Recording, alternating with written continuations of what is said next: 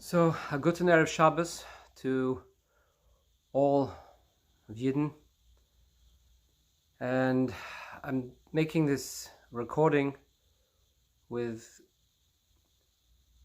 great hesitation, and I'll explain a little as I go along. Number one, I'm not a rabbi, and I'm not an official spokesperson for the Jewish people, just a private person, a balabas.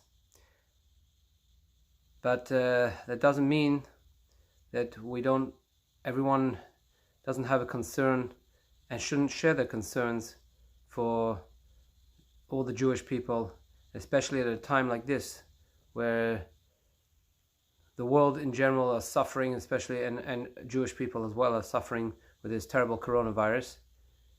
People don't know where to turn.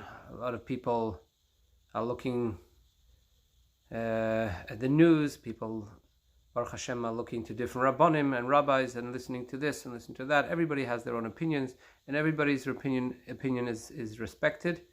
And I'm not here to knock anyone, but it's important that people say what they feel.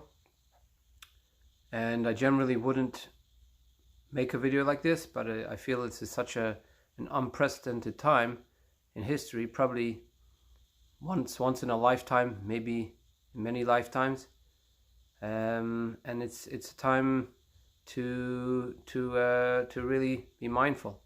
And we know from Shulchan Aruch, we know from many sources in the Gemara that when there's a plague, when there's something, a very big gzar din on people on the world, and especially on Jewish people, all the Sfarim say that the Yidden should take this seriously, and it's a time to make cheshbon nefesh. It's time to look into ourselves and say why is this happening, and obviously Hashem is trying to teach us something positive, and we're supposed to learn and grow from this. This is not just something that's happening and just happened to be a pandemic and it's going to pass, and then we just say, everyone will say, well, that's it, we're happy it passed, and just go back to normal life. The whole point in the Shulchan Aruch and the many Gemaras and say clearly that when such a thing happens, the reason it happens is for Hashem is trying to tell us and point out certain things to us, and we're supposed to take it seriously, and we're supposed to look at what we're doing wrong, what we're doing right, and what we can change, what we can make better. And we have the help of, hopefully we do that with help of our leaders, and we should follow our leaders. Not everybody have their own ideas, and therefore I am saying this up front. This is my own idea, and if Rabbonim accept this, good. If not, it's even better. I'm happy to be told that this is not the right thing that we should be focusing on. But either way, it's a person is able to and should have their opinion. It doesn't mean that I don't need any hate messages, but I encourage if people have any solutions or any different ideas of how we can implement a change in any way in the derech HaTorah, in the way that the Jewish people in general are going, they should voice their opinions. It doesn't mean that we should knock one another, but we should voice our opinions, and in a respectful way. We're encouraged to argue and to debate, and that's how the Torah. That's how Torah is in general. That's how everything starts. So, with that introduction, I would like to get straight into it and not spend too much time, but I'll try to get straight to the point, and I'll try to be clear, even though I'm not a speaker in general, but I've prepared a few notes, and I'll try to go through it. So the first thing is, I've seen for many years there's a silent pandemic going on amongst the Jewish world, and it's causing people to get sick. It's causing deaths amongst Jewish people, and this is something that certain Rabbanim have spoken about, but I feel that Rabbanim could really take a stronger stance in leading the Jewish people to make certain changes that would be better for us in general. What do I mean by this pandemic? So there's a few things. There's a couple things that was on my mind. Number one is the way we daven every day in shuls around the world, and number two is the way people have. It's become a custom for people to make large bar mitzvahs, weddings, and other social events, which even if a person has plenty of money and can afford it, what it does is it puts pressure on the people that don't have the means. And if you need me to explain, in general, the pressure, the way it works is if my friend makes a big wedding, invites 500 people, and he makes it very fancy, and he has this and that, and spends whatever he could. So even if I don't have the money, but I'm going to be sort of embarrassed. If I make a small one, what are people going to think of me? So I'm going to try to make as best as I can. I'm going to make the most expensive I can afford. And if I can't afford some people might even borrow money and go into debt for this.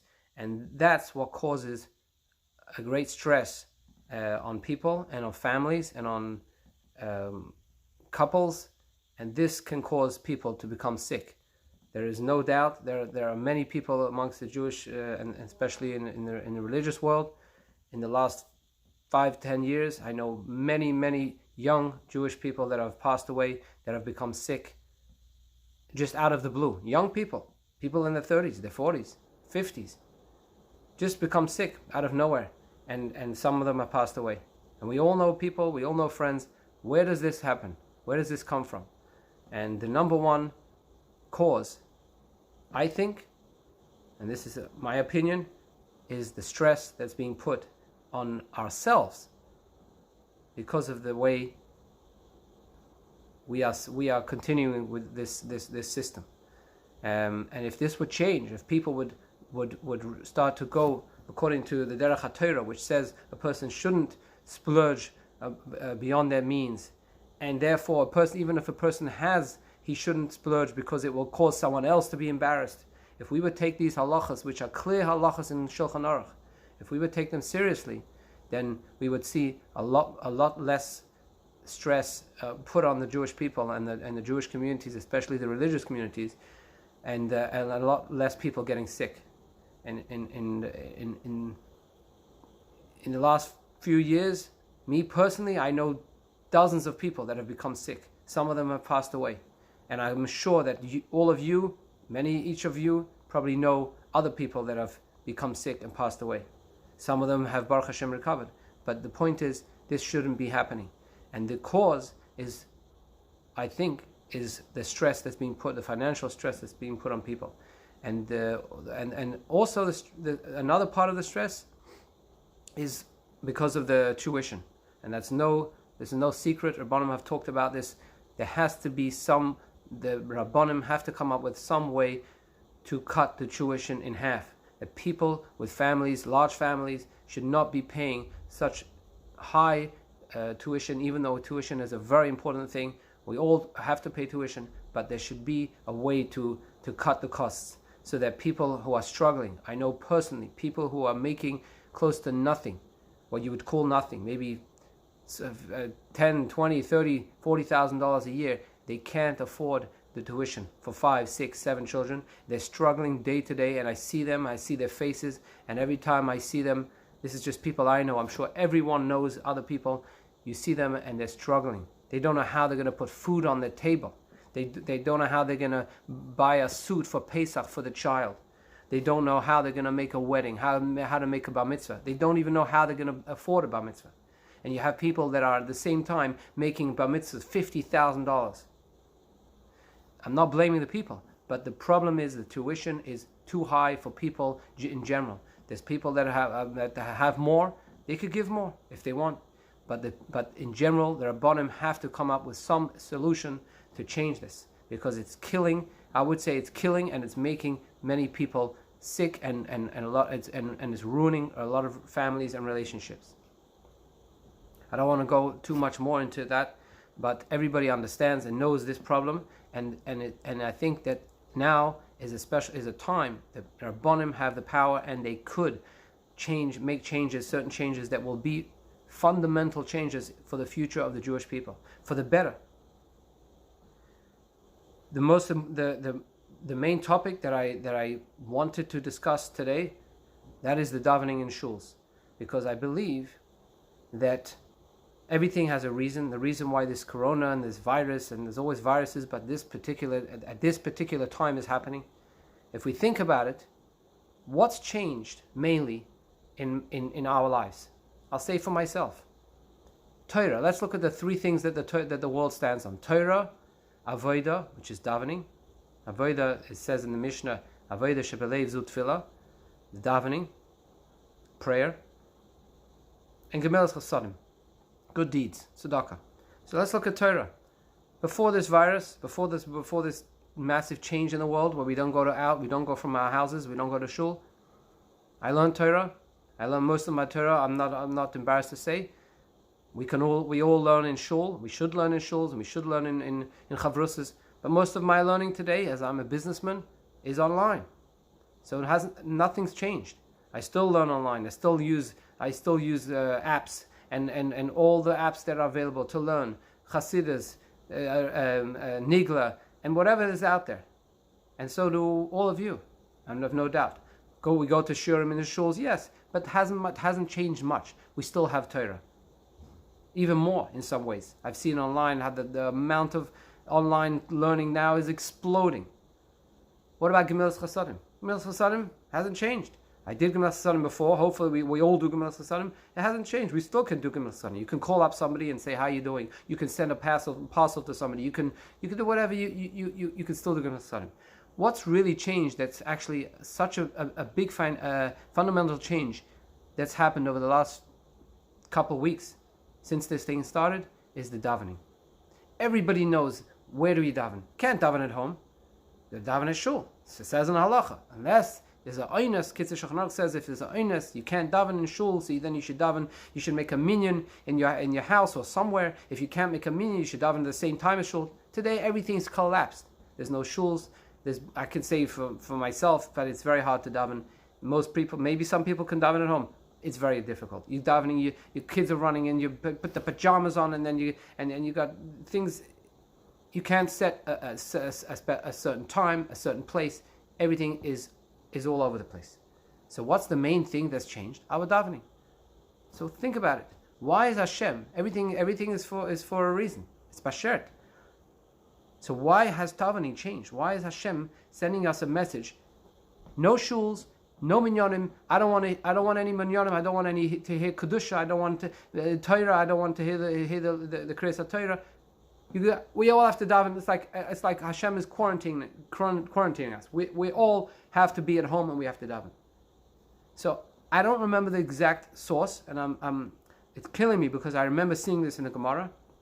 It was somewhere in Rosh Hashanah, which I'm learning now, but it was somewhere in the beginning of Rosh Hashanah. If somebody remembers and they can put it in the comments, I would love it. But I remember hearing of a meferish from somewhere, based on the Gemara in Rosh Hashanah, the beginning, in Daf, the first 15, 16 Dafim, it's talking a lot about davening, and I'll soon mention one place, but it mentions there that how when there were tanesim, when there was no rain in Eretz Yisrael, the Rabbanim would make tanesim. They would fast and they would daven. They would make special days to daven. And one of the places over there says that they at one time there was a fast, but then they said that they were going to start davening, and all of a sudden it started to rain. And one of the commentaries, I'm not sure, I can't remember if it was Tosfos or if it was a Mefarish, but I remember clearly hearing this on the daf, the old daf, that there was a sign, or one of the Rabbanim said that Hashem doesn't want to hear our tefillas right now, and that's why He sent the rain before we start to daven, and because He doesn't want to hear our tefillas. And to me, it sounds Sounds terrible. But maybe Hashem doesn't want to hear our tefillas in shul. We have so many psukim in the Tehillim that say, Hashem, if a person davens and we don't really daven and we don't mean it and we say it quickly, Hashem is like, Hashem doesn't appeal to Hashem. And the words there that are used are not even, I wouldn't want to repeat them. But this is all over Tehillim, and it's in the Gemara all over. People know. I didn't have time even to find all the sources. But there's many places in the Gemara which talk about kavanah b'tefillah and davening in tefillah. And this was something that I was thinking to myself, this is one of the biggest changes that's happened. And why is this happening? Why are we not able to go to shul? Well, it's something that's so important to every single yid, no matter where, no matter who. Every single yid goes to shul, and every single yid wants to daven in a minyan. And that's changed. I can't daven, and it hurts. It literally, maybe you don't go to shul every day, you don't daven every tefillah, but you want to go to shul. You want to at least hear kedusha. How many people they run to shul? I got a kedusha. I heard a kedusha. I heard. I caught a baruch hu. You can't get anything. We get nothing. So Hashem is always, all of a sudden, it's like Hashem has cut us off. Chas v'sholom to say that, but we should think about this. We have to take this to heart. Why is this happening? Why are we not able to daven? Maybe there's some sign that we need to change our davening. We need to be davening differently. So I looked for a few sources. I mean, it's pretty obvious, but I looked in the Shulchan Aruch, Kitzur Shulchan Aruch, in the dinim of the kedusha of a shul, and over there it says, among many things, it says we have to be really careful with the kedusha, the holiness in a shul, because it says mikdashai tiro, we should fear the shuls and the Beis HaKnesses, the Batei Midrashes, and the shuls are called mikdash ma'at. We know this is the mikdash, so mikdashai tiro, we have to fear them. And therefore, the Shulchan Aruch says, it's asur ledaber bohem dvarim b'telim. It's asur to talk dvarim b'telim, words that are not important for davening in a shul or in a Beis Medrash. And also, we can't ve'ein mechashvim behem cheshbonis. Ela shel mitzvah. We can't think, do business deals unless it's for a mitzvah. What does this mean? Are we talking dvarim b'telim in shuls? Are we talking, saying, hey, how's business going? What deals are going on? What did you hear in the market today? What's in the news? Or is it strictly shul for davening? There are times for social events, and there's time for davening. So this is in the Shulchan Aruch. I'm looking at the bottom in the Mizgeres HaShulchan, based on the Kitzur Shulchan Aruch, and there's a line there that says that that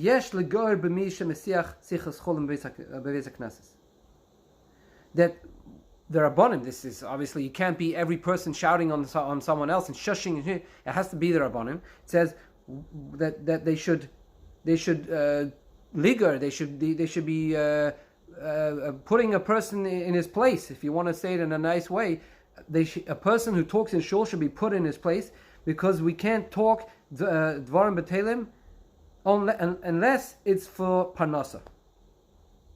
So it says v'yesh liger, whatever that means. A person we should shout, the Rabbanim should shout, or they should put a person in his place, somebody that talks in shul. This is the Shulchan Aruch. Then I found a couple of places, both in the Gemara and also in the Beis Yosef, in the big Shulchan Aruch. I'll start with the Gemara. The Gemara has a fascinating Maisa. It's in the Gemara Rosh Hashanah, and it says Rabbi Meir told a story. The Gemara is talking about where Hashem brings Gzar Din on people. If you can daven after a Gzar Din, a decree has been brought on a community or on a country, can you daven after or only before the Gzar Din? And there's many big machlokes and machlokes about it. But there's an interesting story here, which brings to the point. Rabbi Meir says two people got sick, and they had the same sickness, and one of them was healed, and the other one died. Never. So he says, why did one die? They both davened. They both prayed to Hashem to get better. So he says, this person davened and he was answered. This person davened and he wasn't answered. Why? Why was the one answered? So he says, because the one that was answered davened a tefillah shlema, a complete tefillah. The other one who wasn't answered davened a tefillah that was not complete. What does it mean, a tefillah that's complete? So we'll look at Rashi. Rashi says, tefillah shlema, a complete tefillah, is kavana, meaning the person davened with kavana. So we see from this Gemara very clear. In order for a davening to have an effect, it has to be with kavana. We have to mean it. If we just davening as like a person who's just like something we do every day, go to shul, you gotta go to shul, 9 o'clock or 8 o'clock or 6 o'clock, you gotta daven. It's one of the things you gotta do. Daven. Half an hour, finished, go to work. Is that kavana? Is that tefillah shlema? We have to ask ourselves, is that the real meaning of davening? Then I'm looking also at a very fascinating halacha in Ohr HaChaim, Siman Tzadik Ches, Sif Gimel. Shulchan Aruch writes, Yispalel derech tachnonim. How should one daven? One should daven in a way of tachnonim. What's tachnonim? Tachnonim, karosh hamavakish bepesach. So, very clear. Like a poor man who's begging at a door. I know what it's like. You go to someone and you need something. You're begging them. Please, could you help me? Even your face has a change. It's not just, please could you help me? You mean it. You have to mean it. If you come to someone and you say, please could you help me? I need something. Well, they're not going to take you too seriously. If you say, please could you help me? They're going to take you seriously. Do you really need something? Sure. What do you need? I'll help you. So the Shulchan Aruch is clear. How does one have to daven? In a way of tachnonim. It has to be, and he says, Sheloitira olav kamasai, umavakish lipatir mimenu. It shouldn't look, davening shouldn't look like it's a burden, number one, and a person just wants to get through it, like most of us, include everyone. A lot of the times we daven, we just want to get through it. We got to get to the next deal, or whatever it is. Is that really what davening is about? Is this what the Shulchan Aruch? Is this what the Gemara and the Shulchan Aruch and so many places discuss what davening is? We should ask ourselves. I'm looking on the side in the Beis Yosef, so he expands on this. What does this mean to daven in a way of tachnonim? So he writes, if somebody makes his tefillah a fixed, ain't tefillah tachnonim, then his tefillah, his prayer is not tachnonim. It's not in a way of really asking and begging Hashem. We're just making it, it's a kavod. It's a thing we do. It's a set thing. I know from 9 to 9:30 or from 8 to 8:30 I'm davening. That's what I got to do. That's what my Rebbe told me. He told me when I became about Shuvah. I don't know, I'm just about an idea, but in general, I got to daven. You got to daven. How long is davening? I don't know, 25 minutes, 30 minutes, whatever it is. Whatever it is. Every person's different, but it's the same thing. Could be 45 minutes, could be an hour. You got to daven. 9 to 10. That's your davening. I mean, it's a set thing. Or is it, we're coming each day and we're davening. We're thinking, what do we need? What do we need today? Who can I daven for? Maybe there's somebody that's sick. The Rabbanim, especially my rabbi said so many times, if we're not davening for ourselves, we could daven for someone else. We daven for so many people we know that are sick. So is the tefillah a kavah? Is it something that's fixed? Is it something that we're looking at the watch? Or is it something that's tachnonim? Then Rabbi Idi comes very interesting. Rabbi Yaakov ben Idi says, what does this mean? That his tefillah is kavah, it's a fixed. So he says, kol tefillah soish doime elav kamase. Anyone that davening is like a burden. Okay, that's what he says.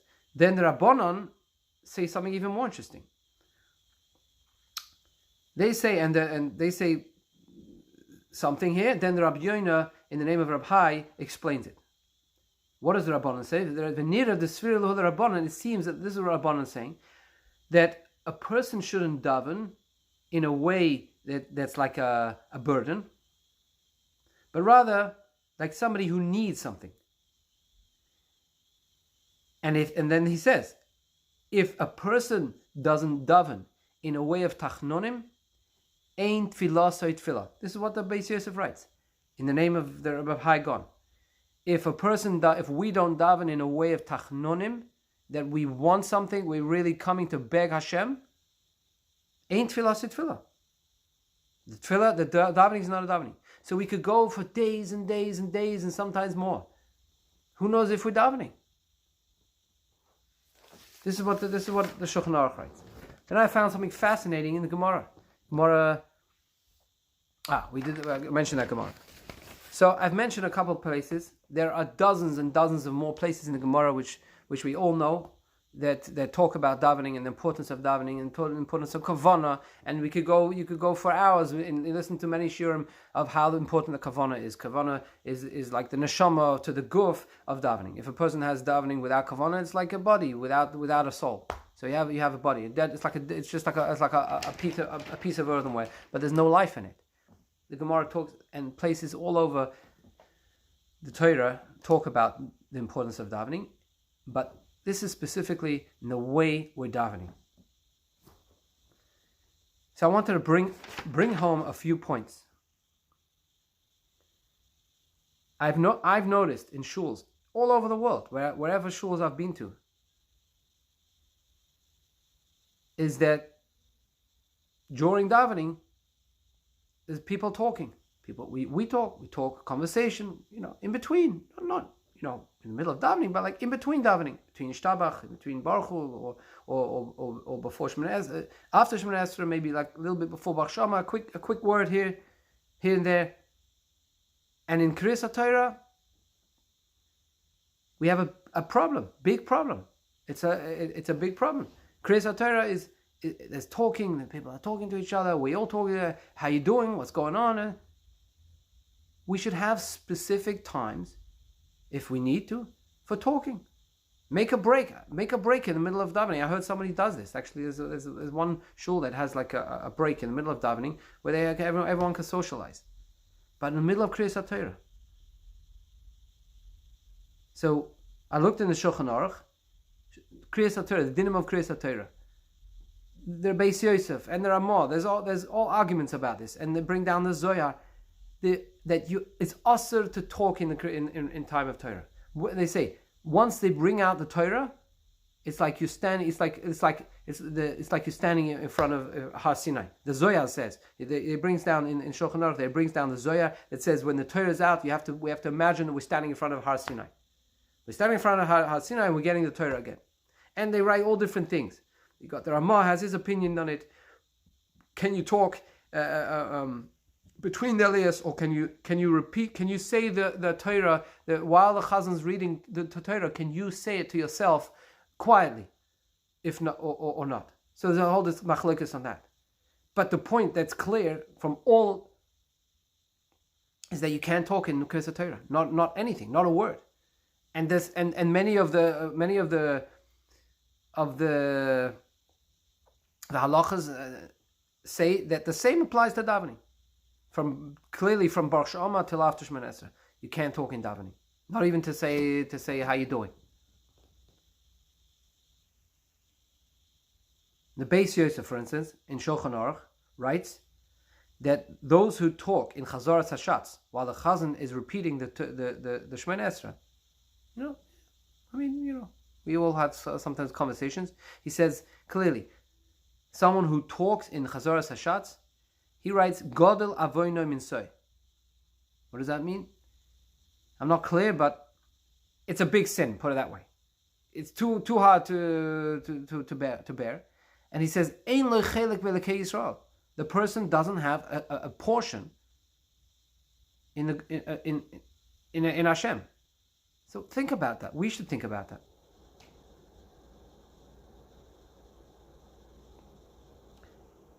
Then I found another thing. That in Gemara Rosh Hashanah says that when you have a minyan davening, the tefillah of a minyan can nullify a gzar din. Any decree, a not good decree from Hashem, if we daven in a minyan together and we really daven properly with the tachanonim, like the Shulchan Aruch says we should daven, we can nullify a decree. You can take away a decree that's happening or that's going to happen. So you see clearly that tefillah is not something that's just to take for granted. It's not something that we just do. The Shulchan Aruch writes that the tefillah is in the place of a korban. And just like by a korban, you have to bring the best korban, and we have to have certain thoughts. You can't have a machshava that's a thought that's outside of the korban. In other words, that's not about the korban, or it could make the korban puzzle. The same thing is with davening. If davening is the place of a korban, we're bringing a korban every day. Then if we take it seriously, the davening is just like we're in the Beis HaMikdash, right? The shul is like your mikdash, is like the small mikdash. And the davening is like a korban. So we're bringing a korban to Hashem. So imagine we took a korban, an animal, in time that we threw it on the table in the Beis HaMikdash and left. Would that be a korban? I don't know. If we daven and we come to shul and we throw the davening on the table and we leave, is that a davening? Is Hashem going to accept that tefillah?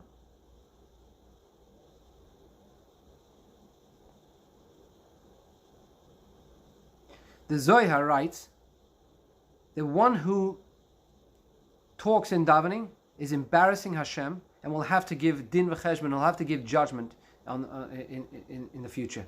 That's what the Zohar writes. In that same place in the Shulchan Aruch where he writes it's asur to talk in Kriyas HaTorah. And there's so many more places which I can quote, but I think it's enough. What is my point? That as I said in the beginning, I think this is a pandemic in its own. This is a spiritual pandemic that's going on in the Jewish communities all over the world. The davening, we don't take the davening seriously. And davening has become just just a chore. But is it really considered davening according to Shulchan Aruch, according to the law? So I was thinking, not to even record this, not to mention this, because who am I? And this is for the Rabbonim. So I want to be honest that I thought about this a lot, and many days and weeks. And as I am a Lubavitcher, everybody knows that the Lubavitchers sometimes open a letter of the Rebbe to get guidance. I generally don't do that. I believe in it, but I don't do it too often. But as I was going to do this recording, and I was thinking really, really deeply about it, if it's my place, I thought I'm going to open one of the letters of the Rebbe. So I have a shelf full, maybe 30, 40 Sforim, books of letters. And among them are some letters from the Rebbe Marash. And some letters, many letters from the Rebbe. There are thousands and thousands of letters. And I took off one sefer that was the letters from the Rebbe Marash. And when I took it off, I thought to myself, maybe I should put it back and take another one, which is the letters of the Rebbe. Maybe I'll get the guidance from the Rebbe. But then I thought, you know what? If I can get guidance from a tzaddik, doesn't matter which book I take off. Everybody knows that tzaddikim can give guidance. This is not something new. So I opened the book of the Rebbe Marash, the letters, and I opened up randomly. And this is the truth. This was a few nights ago. I opened the letters, and at first I saw a very interesting letter, and then I realized, wow, this is the Rebbe Marash is giving me the answer. He's giving me guidance. What did the letter say? Rebbe Marash started the letter saying something very interesting. He said, I don't want to really be the one to bring this point up. People don't want to talk about it. And he said, probably people are going to laugh at me, but I'm going to do it anyway. And I don't care if people laugh at me, and I'll just make myself like, this is what the Rebbe Marash writes. I'll make myself like a stone that doesn't hear, and I'm not going to worry about it. What was the problem in these times? This is 100 years ago.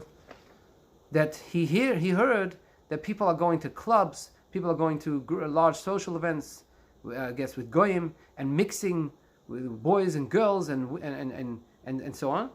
And this is what the Rebbe Marash is writing. And he writes how it's against the Torah and against halacha, and it leads to avedas and this and that. This is what So I thought to myself, wow, the Rebbe Marash is telling me that I should number one, I should bring up this point that we just And I shouldn't worry about what people think. And I shouldn't think for a second that this is something that I shouldn't bring it up, because who am I? Then I thought, you know what? It's a little bit off, because the Rebbe is talking about something like not exactly what I'm talking about. It's something, okay, he had a concern, there was something going on, but it's about going to large social events with goyim and women and men together and this and that in a not sneeze way. So let me just look at the letter before that. So I turned the one page to the letter before that, and the Rebbe Marash was writing to someone else another letter, which said the whole issur of talking in Kriyas HaTorah. That was the letter. There's also to talk in Kriyas HaTorah, and then he brings down certain opinions that the same applies for tefillah. Small letter. That's what the Rebbe wrote. And at that point, I realized clearly the Rebbe Marash was giving me guidance and telling me that I should bring this up, even though this maybe it's not my business. This is something for the Rabbanim, but it's definitely something that should be that should be addressed. And then I was thinking just today. I was thinking, how the Rabbanim, how this has to come from the top, as we always say. This has to come from the heads of the communities. They're the ones that can make a change. I was thinking, how can they make a change? And then I thought to myself, wow, look at this corona. In one day, the Rabbanim are able to make a change. If the Rabbanim said, in my shul at least, that no one can come to shul, and everyone's to daven at home, you would think, some people listen to Rabbanim, some people don't. Hey, everybody had to listen to Rabbanim. The Rabbanim say something, and the people know that it's serious, they're going to have to listen. So if the Rabbanim have the authority to make a change, then I would hope that the Rabbanim would make a change to this time period. So that when we go back to shuls, eventually, Mitzvah Hashem, we'll go back to shuls and we're going to go back to our schools. Things shouldn't be the same. We shouldn't just, this thing passed. We had some fun. We were home for a few weeks. We had a great vacation. Actually, it was cool. And I got to daven at my pool. And now we're back in shul. And it's back to the same. I would beg the Rabbanim all over the world to make a change and take this time to implement rules that have to be followed in the way we come to shul, the way we dress in shul. So people should be coming in sneakers, in shorts, or unappropriate clothes in general, but in proper clothes. Whatever that means, whatever people the Rabbanim decide, and the way we daven, in a way of tachnonim, and the way we act in shul. If we should be speaking to each other, if there should be conversations, or any other things, but this should be for the Rabbanim. Rabbanim have to be the ones to make a change.